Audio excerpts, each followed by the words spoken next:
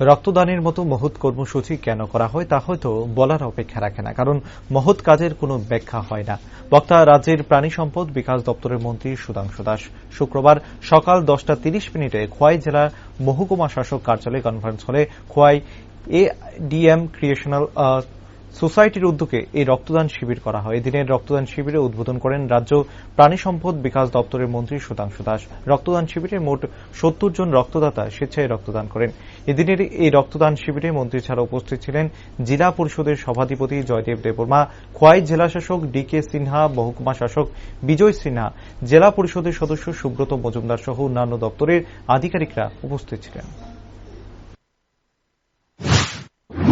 এটা সত্যি অত্যন্ত আনন্দের। রক্তদানের মতো একটা গুরুত্বপূর্ণ অনুষ্ঠান খোয়াই সাব ডিভিশন অফিস এবং অন্যান্যরা মিলে এই অনুষ্ঠানের আয়োজন করেছেন। ব্লাড ডোনেশনের গুরুত্ব কি, কেন ব্লাড ডোনেশন করা হয়, এই সম্পর্কে আপনারা সবাই অবগত আছেন। মাননীয় ডিএম সাহেব এবং সুব্রত বাবু আলোচনা প্রসঙ্গে তারা উল্লেখ করেছে। এটা ঠিক আমরা দেখেছি বিশ্ব তথা আমাদের দেশে যখনই সংকট দেখা দিয়েছে তখনই কিছু মহৎ গুণ সম্পন্ন মানুষ অন্যের জীবন বাঁচানোর জন্য এগিয়ে এসেছে।